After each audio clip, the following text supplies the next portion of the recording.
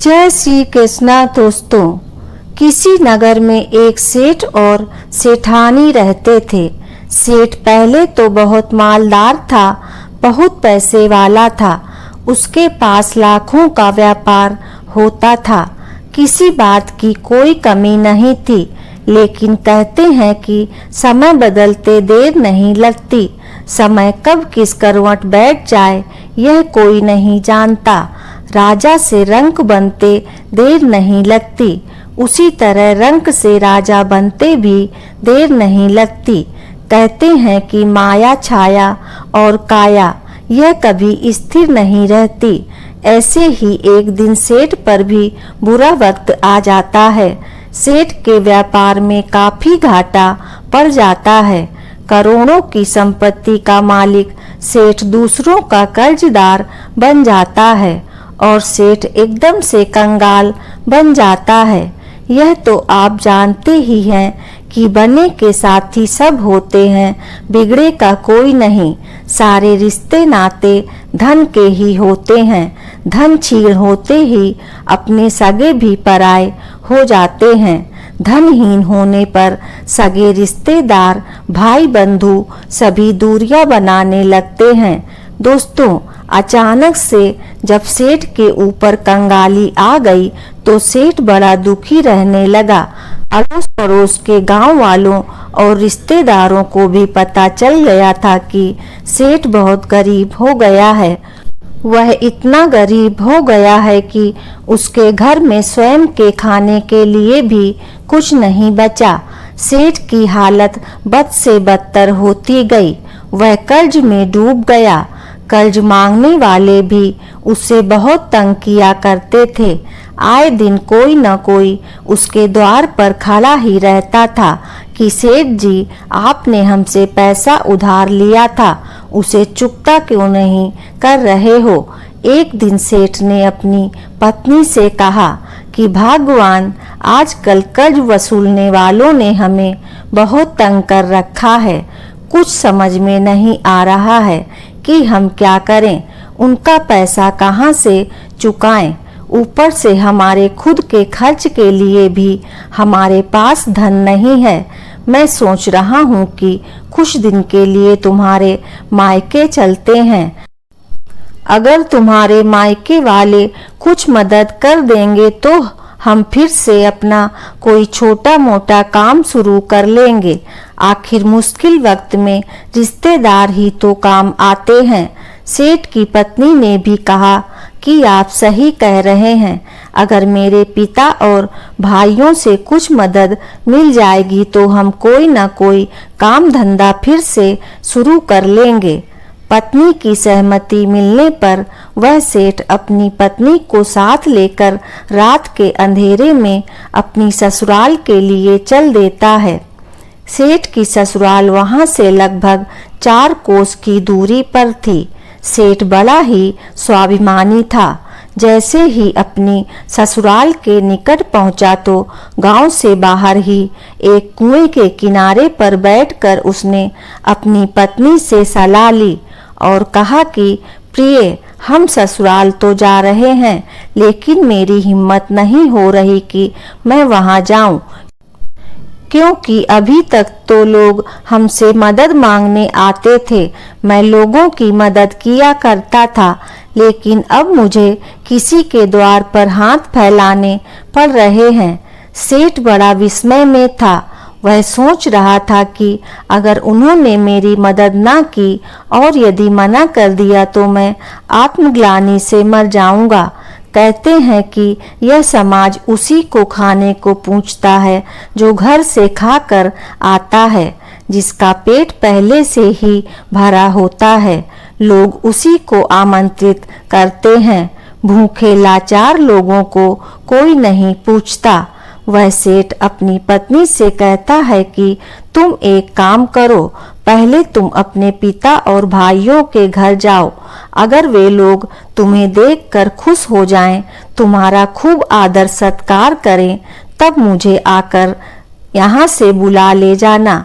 अगर तुम्हारे साथ खुश होकर बात ना करें, तुम्हारा कुछ भी आदर सम्मान ना करें, तब तुम खड़े खड़े ही वहां से लौट आना, तब तक मैं इसी जगह पर बैठा रहूंगा। सेठ ने अपनी पत्नी से ऐसा कहकर उसे मायके में भेज दिया और स्वयं उसी कुएं पर बैठकर उसके आने का इंतजार करने लगा। सेठ की पत्नी अपने पति को गांव से बाहर उसी कुएं पर छोड़कर अपने मायके में जाती है और जाकर द्वार पर खड़ी हो जाती है। उसके भाइयों ने और भाभियों ने जब देखा कि हमारी बहन और ननंद हमारे घर आई हैं, तो उसे देखकर वे लोग सोचने लगे कि इसका पति अब तो बहुत कंगाल हो गया है। कर्जा मांगने वाले दिन रात इन्हें परेशान करते रहते हैं, इसलिए जरूर यह कुछ न कुछ हमसे मांगने ही आई होगी। दोस्तों, कहते हैं कि निर्धन मनुष्य से सभी लोग कन्नी काटते हैं। सेठ की पत्नी अपने मायके में आंगन में काफी देर तक खड़ी रही।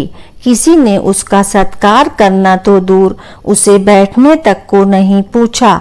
कुछ देर खड़े रहने के बाद वह वहां से उसी स्थान पर वापस चली जाती है जहां उसका पति उसका इंतजार कर रहा था। उसने अपने पति को जाकर सारा हाल बताया कि मेरे भैया और भाभियों ने मुझे देखकर मेरा सत्कार करना तो दूर, मुझसे बैठने तक को नहीं कहा। सेठ ने कहा, प्रिय, अब हमारा उनके घर जाना उचित नहीं है। भलाई इसी में है कि हम दोनों को अब यहीं से अपने घर वापस लौट चलना चाहिए। किस्मत में जो लिखा होगा उसी के सहारे हम अपना समय काट लेंगे। ऐसा विचार करके सेठ और सेठ की पत्नी वहां से वापस अपने गांव की ओर लौटने लगते हैं। उस समय पैदल का ही रास्ता था। चलते चलते जब वे अपने गांव के समीप पहुंच गए थे, तभी सेठ की पत्नी रास्ते में गिर पड़ती है, क्योंकि वह गर्भवती थी और ज्यादा चलने की स्थिति में नहीं थी। अत्यधिक दूर चलने के कारण सेठ की स्त्री को प्रसव का दर्द उठ गया था। उसने तुरंत अपने पति से कहा कि मुझको रास्ते से उठाकर पास के खेत में ले चलो।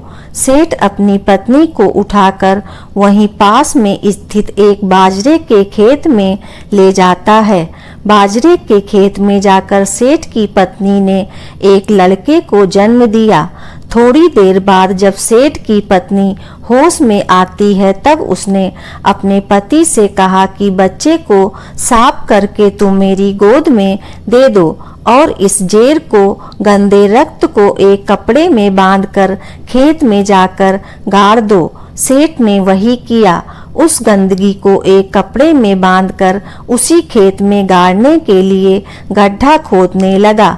गड्ढा अभी थोड़ा ही खुदा था कि तभी उस स्थान पर एक कलसा दबा हुआ दिखाई दिया। सेठ ने कलसे को बाहर निकाला तो उसमें सोने की असरफियां भरी हुई थीं। सेठ उस कलश को लेकर खुशी खुशी अपनी पत्नी के पास आता है और अपनी पत्नी को बताता है कि परमात्मा ने हमारा सारा दुख दूर कर दिया है। इस बालक के जन्म के साथ ही भगवान ने हमें खूब सारी दौलत भी दे दी है। किसी ने सच ही कहा है कि जब भगवान किसी को जन्म देता है तो उसके रहने खाने का भी इंतजाम पहले से कर देता है। सोने की असरफियों से भरे उस कलसे को देखकर सेठ की स्त्री भी बड़ी खुश हो जाती है। सेठ खुशी खुशी अपनी स्त्री को साथ लेकर अपने घर आता है। उनके आने जाने के हाल को किसी अड़ोस पड़ोसी ने नहीं जान पाया था, क्योंकि उस समय रात्रि थी। आज उस कंगाल सेठ की किस्मत फिर से चमक उठी थी। कुछ ही दिनों में सेठ ने अपना सारा कर्जा उतार दिया और बचे हुए धन से अपना व्यापार फिर से शुरू कर दिया। अब तो सेठ की जिंदगी बड़े चैन से बीतने लगी। एकदम से कंगाल सेठ फिर से इतना बड़ा धनवान बन गया। यह बात उसके अड़ोस पड़ोस वालों के गले नहीं उतर रही थी। वे सोचने लगे कि कल तक जो इसके घर में खाने तक को नहीं था, कर्ज मांगने वाले इसके द्वार पर खड़े रहते थे, अचानक से इसे ऐसा कौन सा खजाना मिल गया है जो सेठ फिर से इतना अमीर बन गया है। दोस्तों, किसी ने सच ही कहा है कि दुनिया में कुछ लोग दूसरे की तरक्की से, दूसरों के सुख चैन से बहुत जलते हैं। इतना तो वे अपने दुख से भी दुखी नहीं रहते। इंसान दूसरों की तरक्की से दुखी तो होता है, लेकिन उससे सीख कुछ नहीं लेता। सेठ का खुशहाल जीवन अब पड़ोसियों को रास नहीं आ रहा था। एक पड़ोसी की स्त्री सेठ के घर जाकर सेठ की स्त्री से पूछती है कि बहन, समझ में नहीं आ रहा है कि तुम अचानक से फिर से इतनी खुशहाल कैसे हो गई। देखो ना, तुम्हारा सारा कर्जा भी उतर गया है, फिर से लाखों का व्यापार चलने लगा है। पड़ोसन मीठी मीठी बातें करके उस रहस्य को जानना चाहती थी कि सेठ फिर से इतना धनवान कैसे बन गया। सेठ की पत्नी बड़ी भोली और सीधी सादी थी। उसने जैसे धन मिला था वो सारी बात पड़ोसन को बता दी। पड़ोसन यह सुनकर अपने घर जाती है और अपने पति को सारी बात बताती है। सेठ को धन मिलने की बात सुनकर पड़ोसी के पेट में पानी हो जाता है। पड़ोसी बड़ा जमींदार था। जिस खेत में सेठ को धन मिला था वह खेत इसी पड़ोसी का था। उस जमींदार पड़ोसी की नीयत खराब हो जाती है। वह कहने लगा कि वह खेत तो हमारा था जिसमें से उसे धन मिला है, उस धन पर तो हमारा अधिकार होना चाहिए। मैं उस सेठ से अपना धन वापस लेकर ही रहूंगा। पड़ोसी ने राजा के दरबार में सेठ पर मुकदमा कर दिया। वह कहने लगा कि महाराज, फला सेठ को हमारे खेत में गड़ा हुआ धन मिला है। वह धन हमारे दादा ने खेत में गाड़ दिया था। जब धन हमारे दादा का है तो फिर उस धन पर हमारा अधिकार होना चाहिए। सेठ से वह सारा धन हमें वापस मिलना चाहिए। अब तो राजा ने उस सेठ को दरबार में बुलाया और उससे पूछा कि हे सेठ, सच सच बताना कि तुम इस व्यक्ति के खेत से गड़ा धन निकाल कर लाए हो। यह आदमी कह रहा है कि धन मेरे दादा का है। सेठ ने कहा, जी हुजूर, मुझे इसके खेत में गड़ा हुआ धन मिला है। तब सेठ ने अपनी पूरी कहानी राजा के सामने बयान की कि महाराज, इसके खेत में मेरी पत्नी ने एक बेटे को जन्म दिया। इस दौरान मुझे बहुत सा गड़ा हुआ धन मिल गया। मित्रों, सेठ की पूरी कहानी सुनकर राजा समझ गया कि धन का नाम सुनकर सेठ के पड़ोसी की नीयत खराब हो चुकी है। काफी सोच विचार के बाद राजा इस नतीजे पर पहुंचता है कि धन तो सेठ को मिला है, इसलिए उस धन पर अधिकार तो सेठ का ही होना चाहिए, क्योंकि अगर इसके दादा को इसको धन देना होता तो वे पहले ही दे कर जाते, उसे जमीन में गाड़ कर क्यों जाते। और अगर यह धन इसके भाग्य में होता तो इसको अब तक मिल चुका होता। जब इसके खेत में धन गड़ा था तो अब तक इसने क्यों नहीं निकाला। दोस्तों, राजा ने अपना हुक्म सुनाया कि हे जमींदार, इस बात में कोई दो राहें नहीं है कि वह धन तुम्हारे दादा का है, परंतु अब तुम्हारे दादा इस सेठ के घर में बच्चा बनकर पैदा हुए हैं। जब तक वह नहीं जन्मे थे तब तक सेठ को धन भी नहीं मिला था। उसके जन्म से ही सेठ को वह धन मिल गया है। अब जितना धन सेठ ने खर्च कर दिया, अपना कर्ज चुका दिया सो कर दिया। बाकी का जो धन बचा है उस धन को अदालत में जमा करवा दिया जाएगा। जब यह बच्चा बड़ा हो जाएगा तब यह सारा धन उसको दे दिया जाएगा, यानी कि तुम्हारे दादा का धन तुम्हारे दादा को ही सौंप दिया जाएगा। तुमने जो यह कहा था कि वह धन मेरे दादा का है, सो तुम्हारे दादा इस सेठ के घर पुत्र बनकर पैदा हुए हैं और पैदा होते ही उन्होंने अपना धन जमीन से निकाल लिया। इसमें तुम्हें कोई आपत्ति नहीं होनी चाहिए। अब दादा पर भी तुम्हारा कुछ अधिकार तो बनता ही है, क्योंकि तुम्हारे दादा अभी बालक रूप में हैं। जब तक यह सयाने नहीं हो जाते तब तक तुम्हें भी अपने दादा के पालन पोषण के लिए हर महीने 5 रुपए सेठ को देने होंगे। राजा का फैसला सुनकर पड़ोसी जमींदार भी सन्न रह गया। वह सोचने लगा कि यह क्या, मेरा धन मुझे मिलने की बजाय मुझे उल्टा इस सेठ को देने पड़ेंगे।